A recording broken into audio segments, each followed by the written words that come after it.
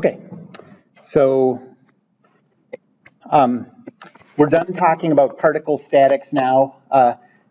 Particle statics will come up in problems from time to time, but pretty much this whole class is going to be based on rigid body statics, where we have bodies with finite lengths, and that means that the forces can be applied at lengths from each other and distances from each other, and that means that moments can be applied, torques, and that means that bodies can change orientation. So here's the new topic.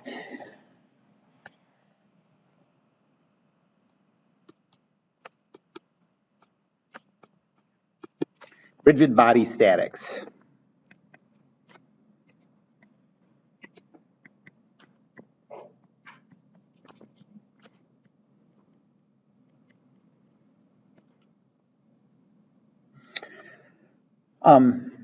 With particles, remember, we assumed nothing has any length dimensions.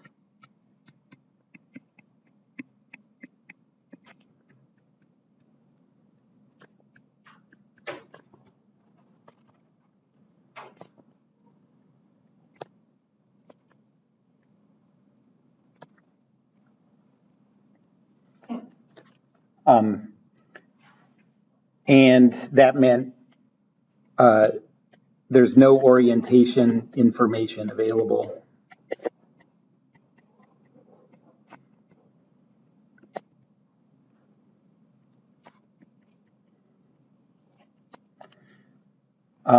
Rigid bodies, we do have those.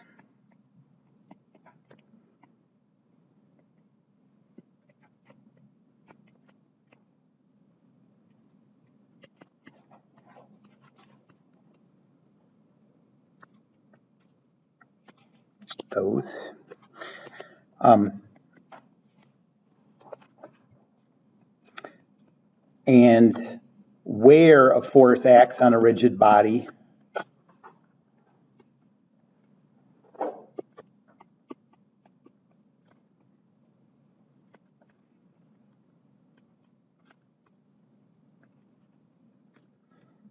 affects its rotation.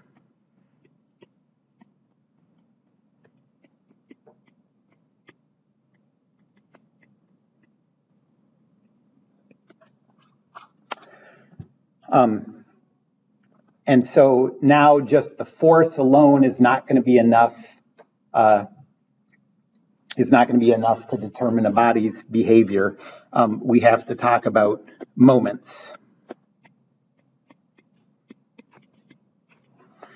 In physics, like physics people tend to talk about moments and torques as synonyms. In engineering, a torque is a very specific combination of moments, and so I'm going to call these moments, moments of a force. But so like in physics, you know, if you had Sue Kasahara or Kevin, what's his name? Or Todd. Yeah, what's his last name? I'm blanking. Klepetsky. Yes, that's right. Yes. I don't know why that slipped my mind for a second. But yes, if you have those are physics people, and so they tend to say torques, moments, it's the same thing. In engineering, a torque is something that applies to the two ends of like a shaft and twists it. So I'm going to call these moments. All right, so that's what we have to do first, is define this thing. The moment, that's what people tend to call it. That's really short for the moment of a force about a point.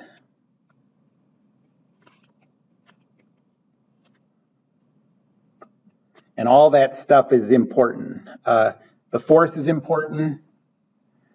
Where that force is applied is important, and the what you have as your about point is important. So if you have an arbitrary body like this,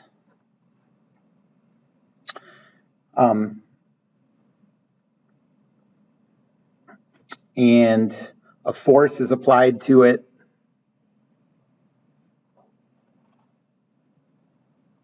at a point P. So there's the point P, and this force is F.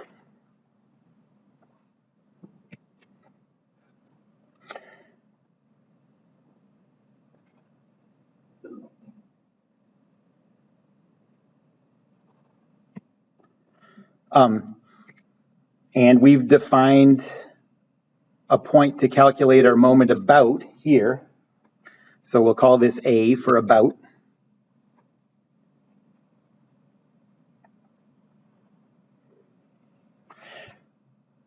Then we'll define a vector rho that goes from A to P.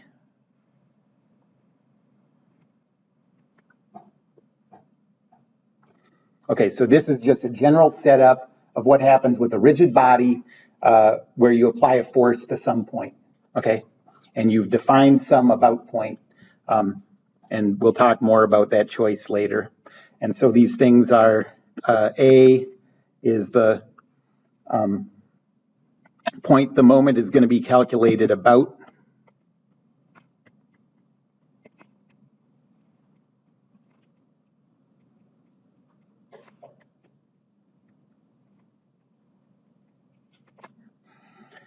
P is the location where the force is applied.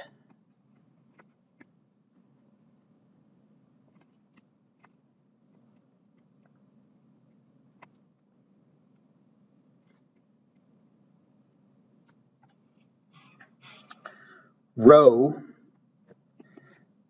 is a vector to the point P from the point A.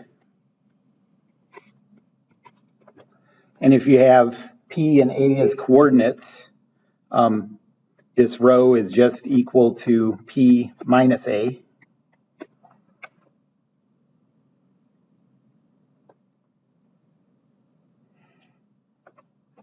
Then the moment,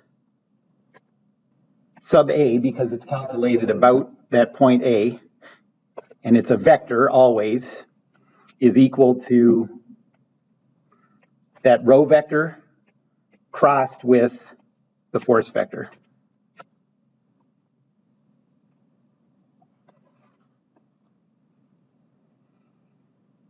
What happens if you do F cross rho?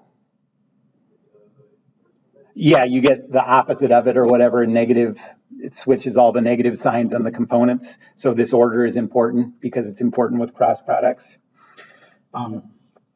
You talked about this in Physics 1, but intuitively what this means, and I think probably in Physics 1 you sort of tended to scalarize things.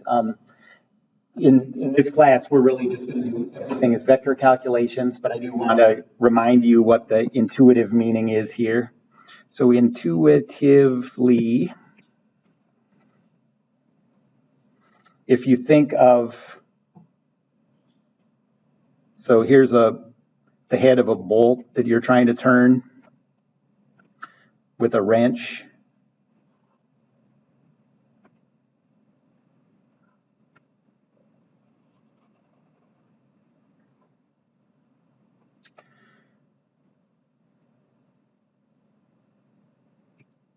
So here's your force F.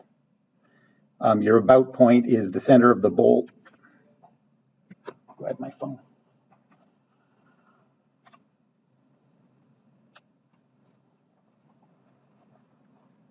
Then the rho vector, since this is the point P, your rho vector goes from the about point to P.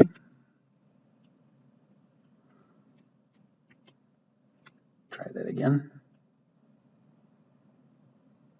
Okay, so there's your rho vector. Okay. In this case, so that force F, how much tendency is that going to have to turn that bolt? Well, it depends on the magnitude of F, and it depends on that perpendicular distance from where F is applied to the about point. Okay? it doesn't just depend on that length of that red line. It also has to depend, like what matters is the component of that red line that's perpendicular to F, okay? And that's what the cross product does. It makes it so that the component of that vector row that's not perpendicular to F doesn't show up in the calculation. So like if you have your bolts like this,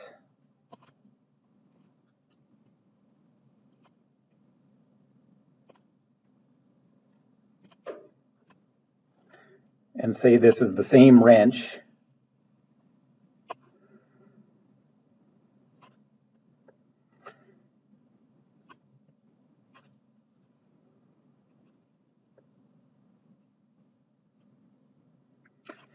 well, that distance between P and A hasn't changed in these two cases. But the part that's perpendicular to F is smaller now. And so this is going to have a bigger value of M sub A. This is going to have a smaller magnitude of M sub A.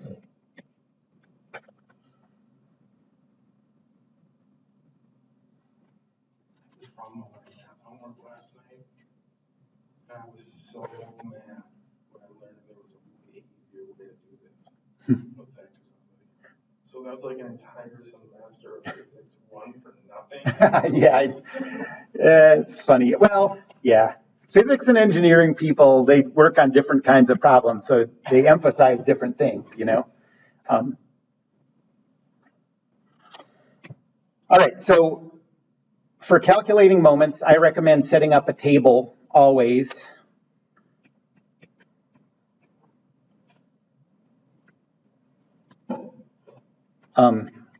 So creating a table for your moments.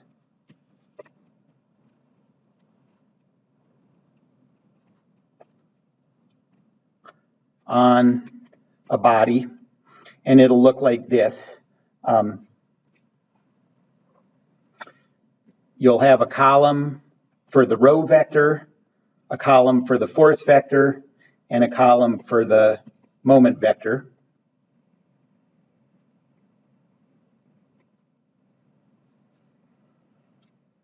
That row vector you can calculate as the coordinates of P minus A, but whatever that is, you put that in here. So I'm just giving you some random values. The force vector, 0, 1500, 0. And now just take the cross product and that'll give you the moment. In this case, everything is happening in the XY plane with rho and F, okay? And so that always means if your rho and F are totally in the XY plane, it means you're only gonna have a Z component for the moment. So in this case, this comes out to 0, 0, 7500.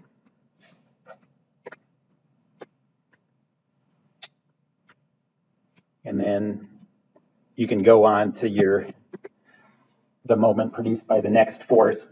And so this is really nice for using Newton's second law and using the moment equation, because when you're done with it, for a single body, you have a column that has all the forces in it, and you have a column that has all the moments, and that's the left side of both equations. Yep.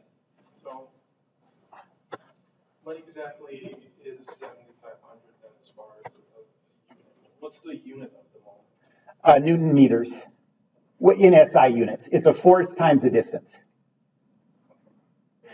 And you can see that if you look back at the hand calculation for the cross product, you can see that you're just multiplying these things together in various ways. So yeah, force times distance. And then I didn't get used on like when I'm like setting these things up, when I'm supposed to do it vertically and when I'm supposed to do it horizontally. Do what? The table? Like setting up these vectors to calculations on. Mhm. These ones were setting up vertically, and yesterday with the reduced row echelon form, Mhm. we were setting them up horizontally, like Yeah. I, J, and K Yeah. horizontally. Yeah, I don't know what to say about that. I think that's just kind of like you have to do it a million times and then it's natural. I don't think there's much more to it than that.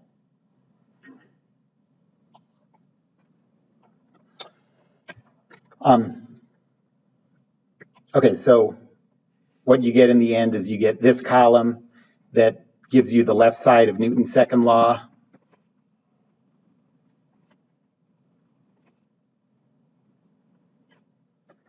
And you get this column that gives you the left side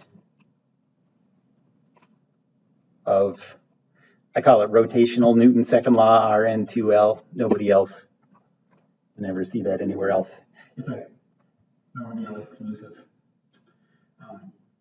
But it's really nice to have this here because if you make a mistake, you can go back, find your mistake. You can change the one thing and see exactly what else it affects. Go back and fix things. Okay, so let me tell you some things, some important things to keep in mind about moments. Notice.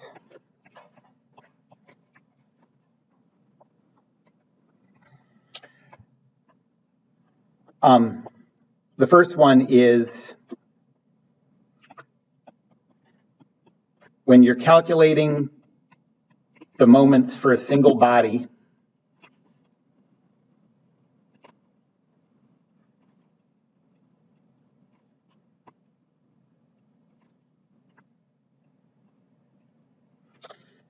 you have to use the same about point for every force.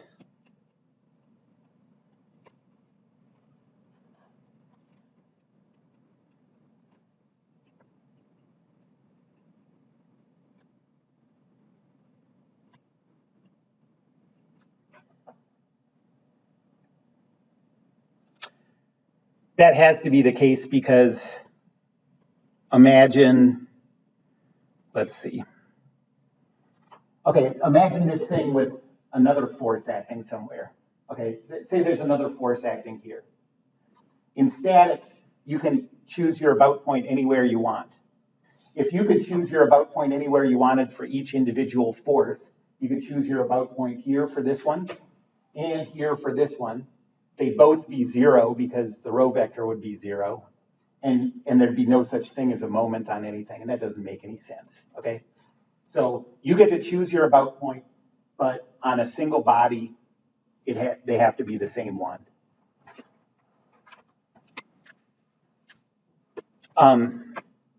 Second,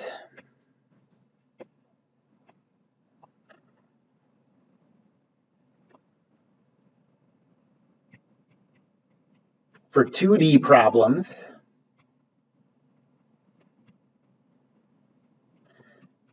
in the XY plane,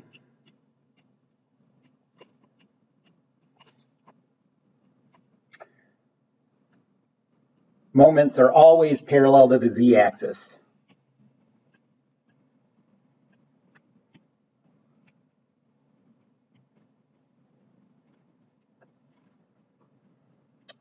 This is going to be important for us. We're going to do a lot of two-dimensional problems.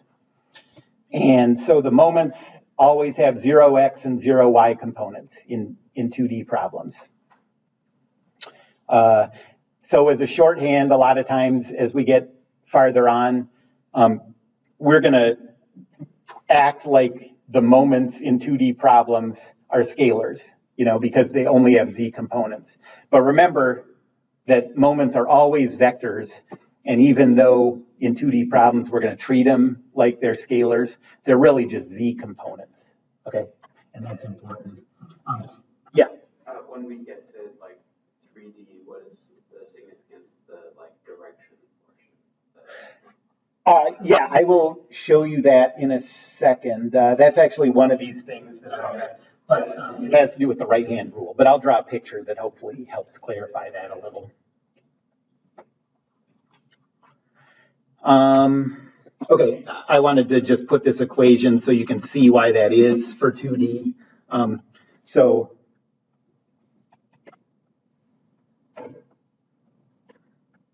in a 2D problem, your row vector looks like that, right? There's no z component. Your force vector looks like this with no z component. And if you go back to, I tell you, you don't have to calculate moments by hand, but there is a formula that I gave you early on. And if you go through that formula, what this gives you is 0 for x, 0 for y, and then z is rho x fy minus rho y fx. And so just in general, no matter what those components are, you get 0 for x and y. That's how it works.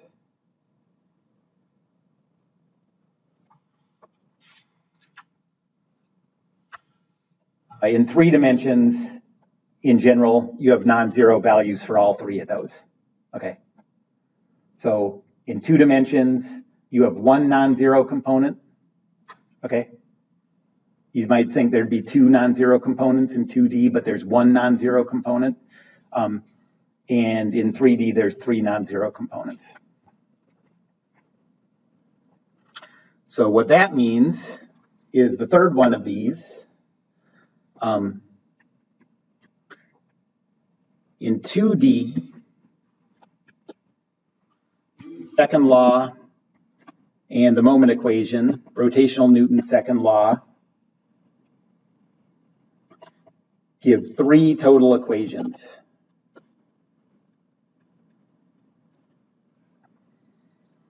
Newton's second law gives 2 equations. The moment equation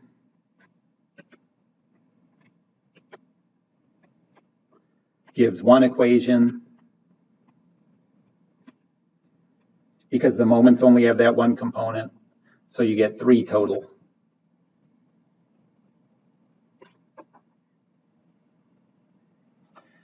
For particle statics, how many equations did you get?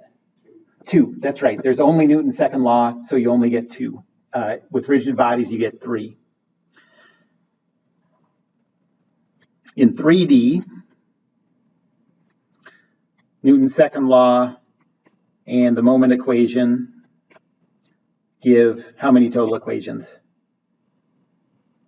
How many for Newton's second law? 1 more guess is all we need. 6. 6 total equations. Because you get 3 for Newton's second law, and then the moments have 3 components, so you get 3 for the rotational equation.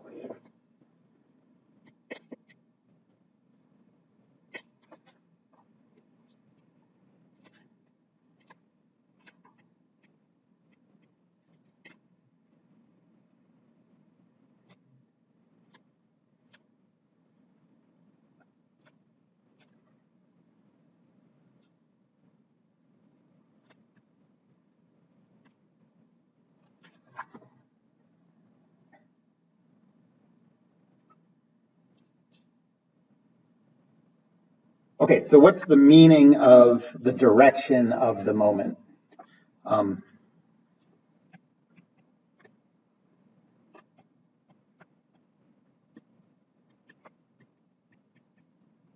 So the direction of the moment is perpendicular to the plane of rho and F.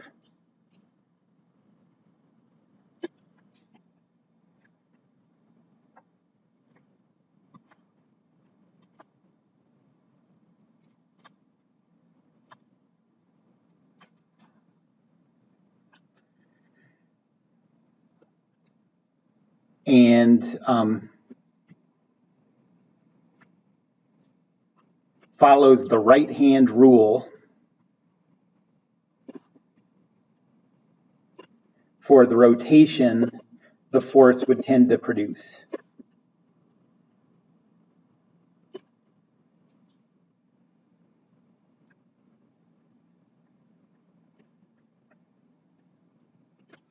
Okay, so that's a lot of information in one sentence.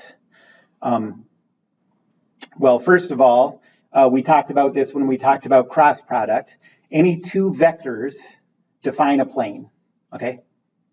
You can put them tail to tail, and there's a plane that's defined by those two vectors.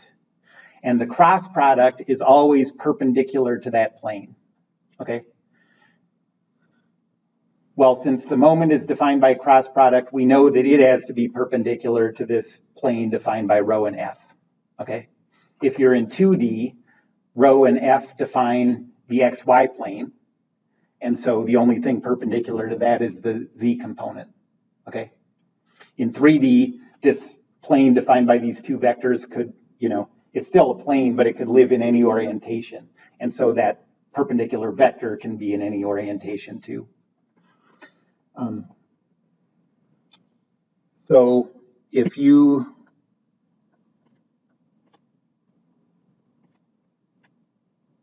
so let me go back to this picture.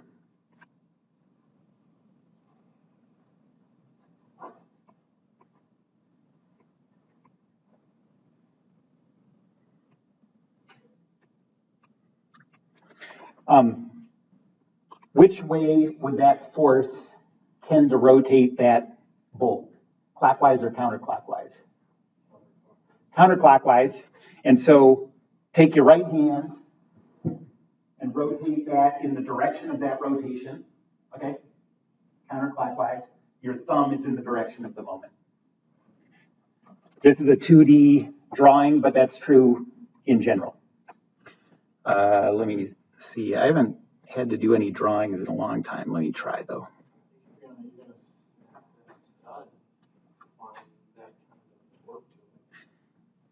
No, it's made out of what's that metal in Black Panther? Yeah.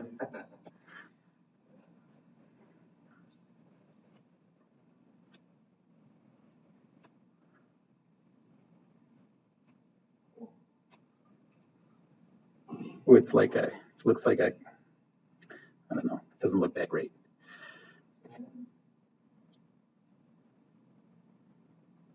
Yeah, it's supposed to be a hand. This is supposed to be a thumb.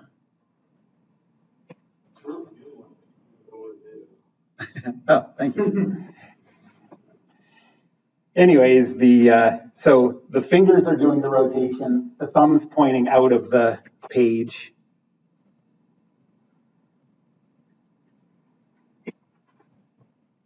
So that's how it always works.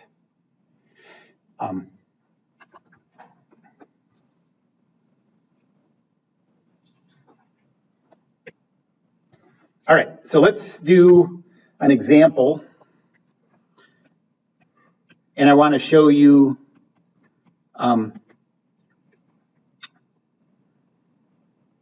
so let's say this is the body. Let's say this is 0.5 meter. And this is 2 meters.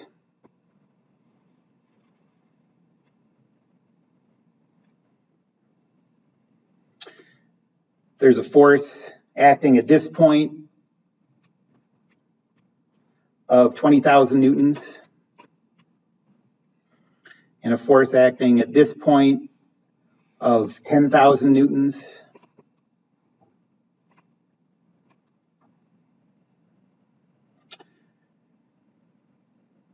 And I want to calculate the total moment on this body about 2 different points. So that's going to be the first one, and that's going to be the second one. Okay. And we want to see that where you choose that about point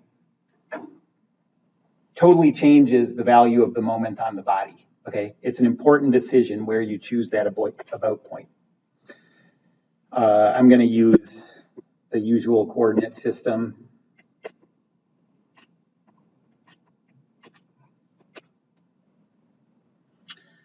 And I'm going to set up a table. So rho, force, moment.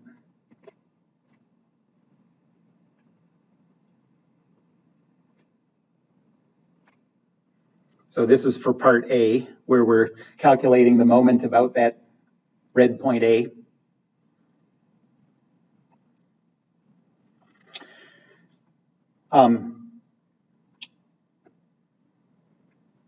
So the first force is, let's do the 20,000 Newton force.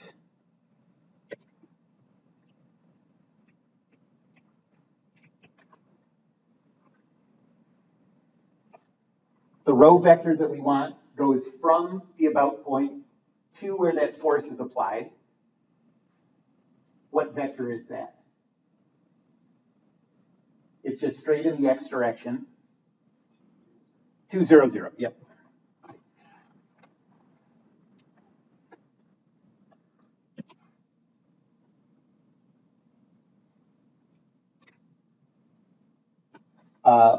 What's the force vector? It's in the straight positive y direction. So 0, 20,000, 0.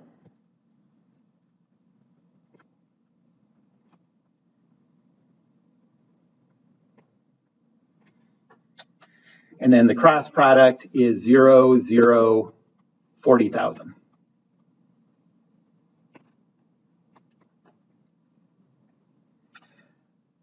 To do these in your head,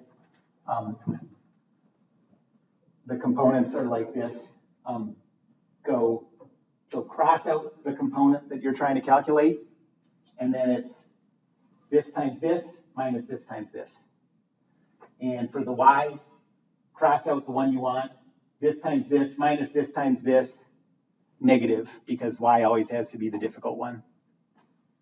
Z, cross those out, 2 times 20,000 minus 0 gives you 40,000. Sometimes it's quicker to just do it in your head than get out your calculator, but you can always just do it in your calculator. So now let's do it for the 10,000 Newton force. What's the row vector, the vector from A to where the 10,000 Newton force is applied? So you go 2 meters in the x direction, negative 0.5 meters in the y direction, 0 in the z. Everyone see that? Or anybody have any questions about that?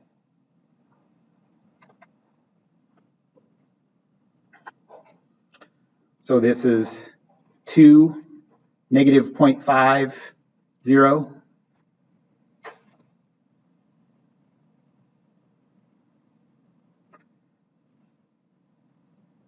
The force vector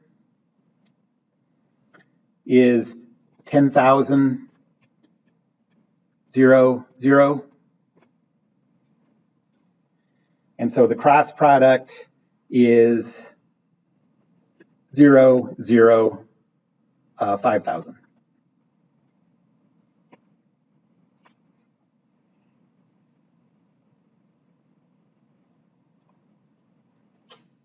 So the total moment is 0, 0, 40,000 plus 0, 0, 5,000. So 0, 0, 45,000. And the units are Newton meters.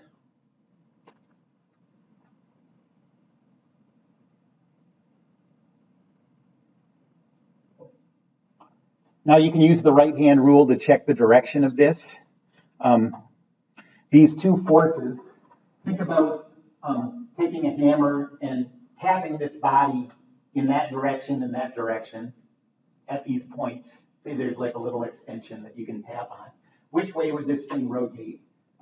The 20,000 would make it rotate counterclockwise around A, right?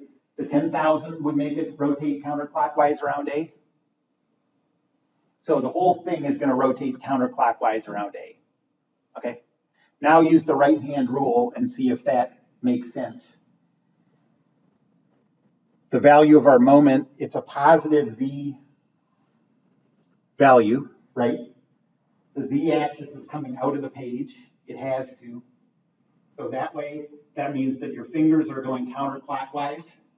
And so that checks out.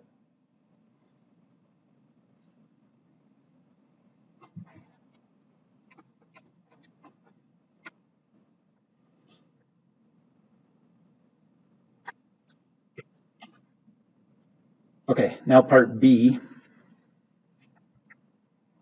Set up the table again. So,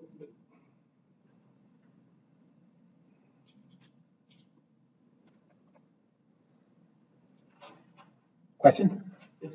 so it's 45,000 acting this way? It's 45,000 Newton meters. Yeah, it's a moment acting. So don't think of it as a force, because that'll screw you up for sure. It's its own thing where, yes, it's acting out towards us, but think of that as a right-hand rule thing. There are a lot of things in math where rotational motions are represented by perpendicular vectors, and this is one of those. So think of that as really like a rotational impulse kind of thing, you know? It's something that gives a tendency to rotate, and the direction it tends to cause that rotation is associated with the right-hand rule. Got it, perpendicular, so that's the axis. That's right, that's the axis, exactly. Yep. Yeah. Shouldn't that be MB? Yeah, sure, yep. You're right.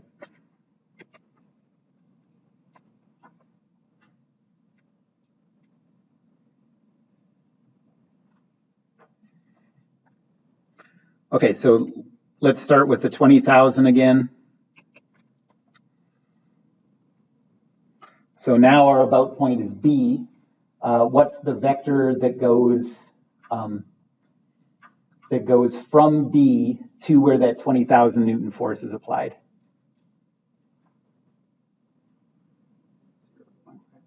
0.50, yep.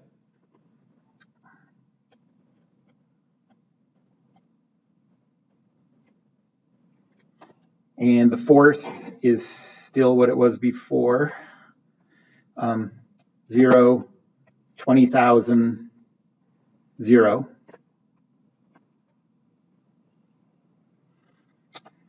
The cross product is 0, 0, 0. Because if you cross out the z line, you have 0 times 20,000 minus 0.5 times 0. It all goes away. Another way to think of it is what's the cross product between two parallel vectors?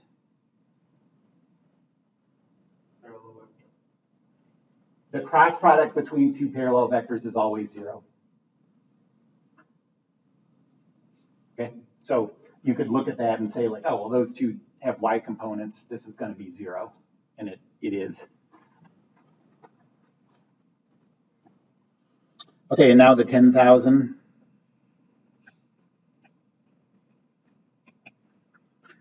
That is acting at our about point. 0, 0, 0. Yep, so rho is 0, 0, 0.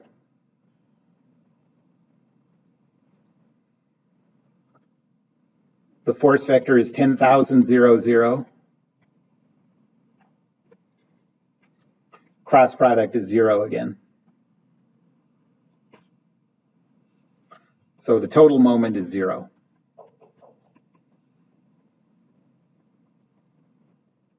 That should be B.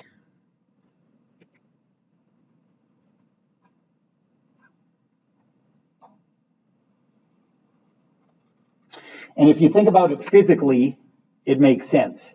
So if this was a hinge or something, you know, this is connected to the wall by like a pin sticking out or something, and you apply those forces, it would make it rotate this way.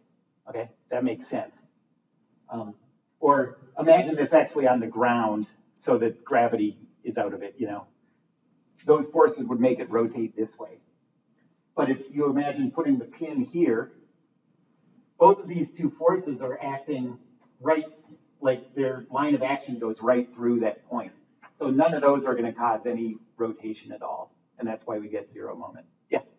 When we're choosing these about points, does it have to be like the point where like a pivot point is, or is it straight line with it? Yeah, that's a super important question. In this class, it's actually not an important question at all.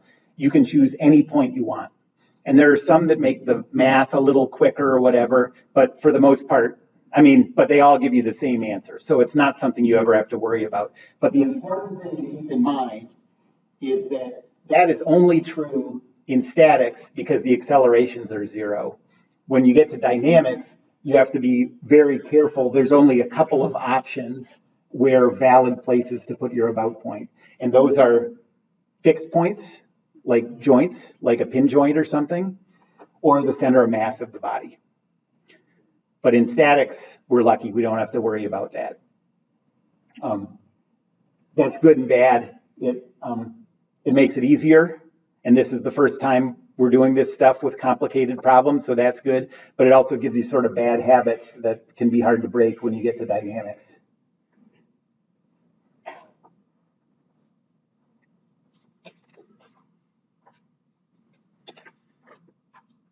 Okay, let's do a 3D problem.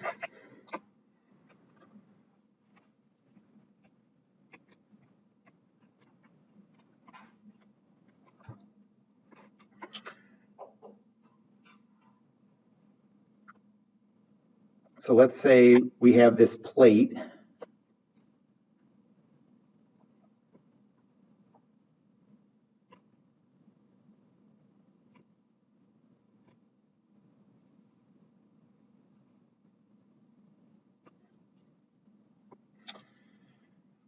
And the center of the plate is connected to the wall by a cable. God, that always happens. Come on.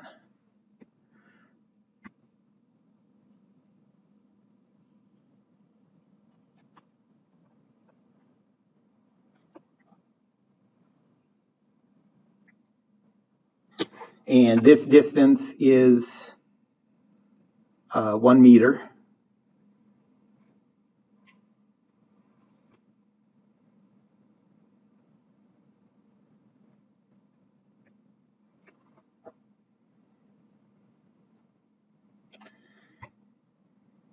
And the length of this plate is 2 meters this way.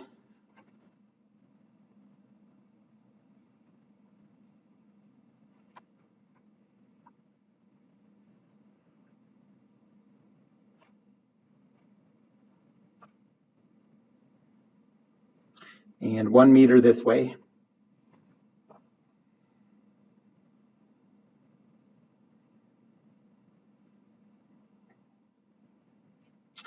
And let's use a coordinate system with the x-axis this way,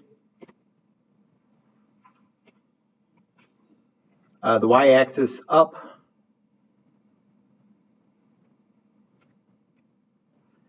and that means the z-axis has to be this way. And for an about point, let's say that there's like a hinge here. Okay, so this is going to be our about point.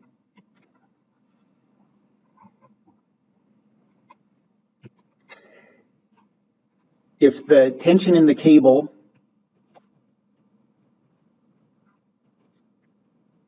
is 10,000 newtons,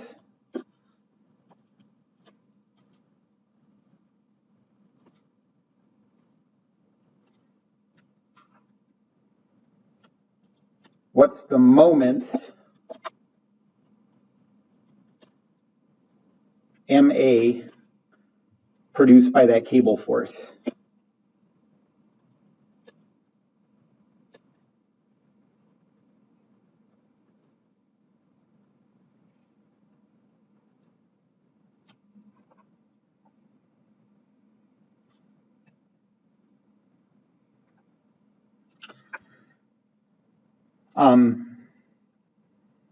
Well, the first thing we're going to need to do is figure out an expression for the force in that cable. How are we going to do that? Let's call this the origin of our coordinate system. Why not? But I think the easiest way to do that is to come up with the coordinates of that point. Okay, then this is the origin. And you can just subtract. You get a vector that goes from here to here. Okay, this is the kind of stuff that you were doing in the vector review. Then we don't know we know that's in the right direction, but we don't know what length it is, and it doesn't matter for the force. Now we want to normalize that, get a unit vector in that direction, and multiply it by 10,000. Then what we'll have is a vector that's pointing from here toward there and has a magnitude of 10,000. That's what we want. Are you with me on that? That's, with cable forces, that's going to be a thing we do all the time. Okay, so let's name this point. I guess I'll call this B. So what are the coordinates of B? We know this is at the midpoint, so we know we have to go 1 meter in the negative x.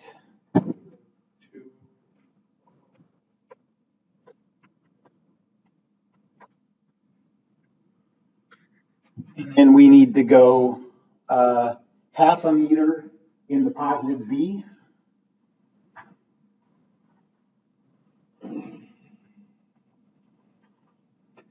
And then 1 meter in the positive y.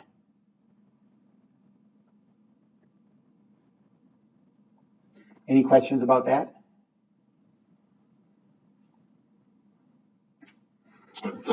Bless you.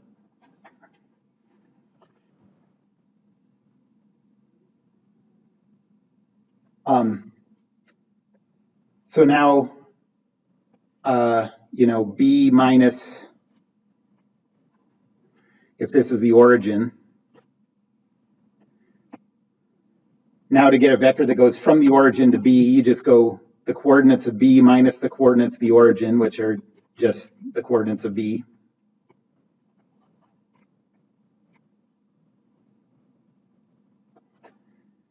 Now a unit vector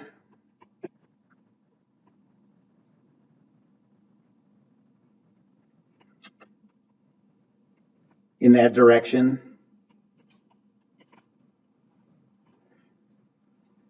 is, okay, so I'm going to just call this the vector B, okay? So a unit vector in that direction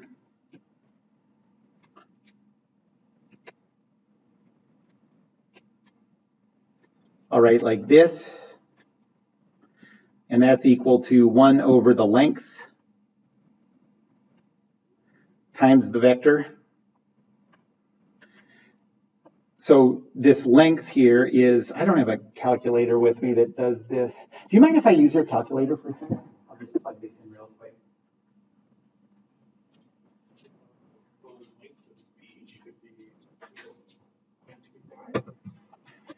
It's 1 plus, it's the square root of 2.25. I don't know what that is.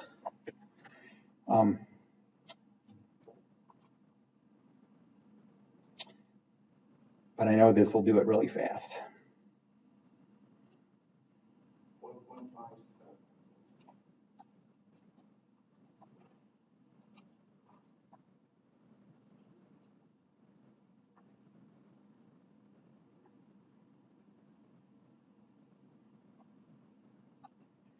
Okay, so you get, this is inexact. I'm going to switch that.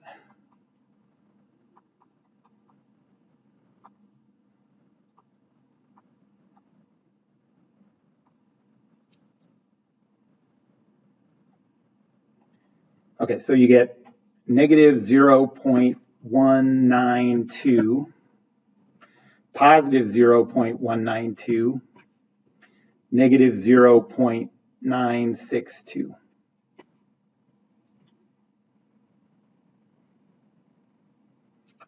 So the force vector is in this direction with a magnitude of 10,000.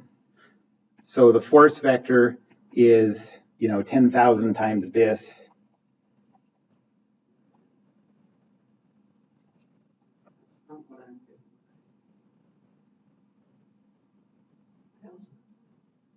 Oh yeah, that doesn't make any sense, but I must have punched it in wrong. Thank you. Yeah, I did it with negative 5 instead of negative 0.5. I got 0.662 negative 0.6, 0.66. Yep, that's right. That's what I get now. Okay, negative 0.66, positive 0.66, negative 0.33. And so multiply that by 10,000 and you get a force vector of 66667, negative 6667, and then negative 3333. Yeah, the components all have to stay the same as they were. So yes, you are right.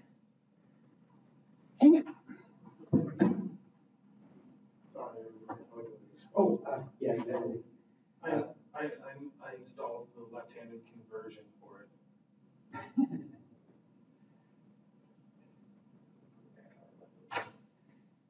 Okay.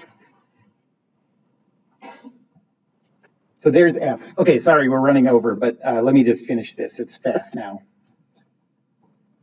So now we're going to set up this table, row, force, moment.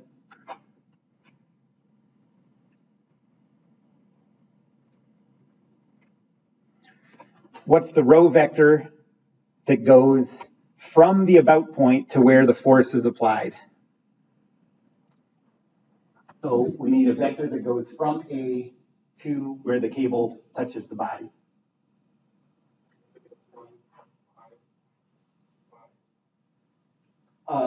It's positive 1 because we're starting at the about point. So positive 1, 0 z because we're at the same height, and then positive 0.5 in z. Okay, so 1, 0, 0.5.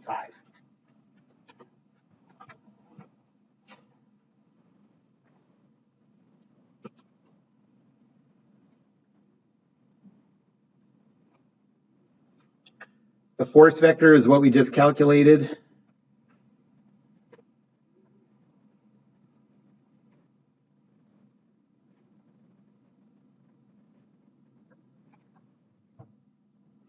And now the cross product is minus 3333 for x.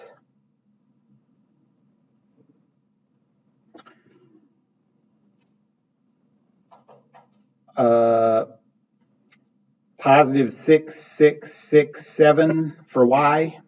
Oh, and then negative. And for z, positive 6667.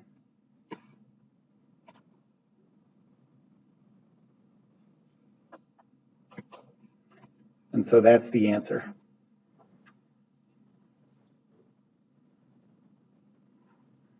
Any questions about that? Yep. Like we were just doing.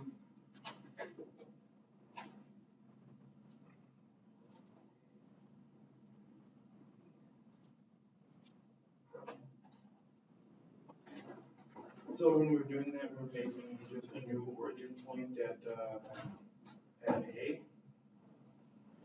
Well, I did it all with to figure out, yeah, so this is like the kind of, to figure out that row vector, you mean? Or the row vector. Okay, yeah, so there's a part in the vector review where it talks about finding vectors from one point to another point. And one of the ways to do that is imagine the origin at the starting point and come up with the coordinates of the point you're going to. So that's a way to think about it. The other thing you could always do is find the coordinates of all these points in your real coordinate system and then just subtract. Those are kind of your two options. Okay, have a good long weekend. No class Monday, no school Monday. Labor Day. No wearing white pants after that. No seersucker suits. No homework on Monday, just something for today.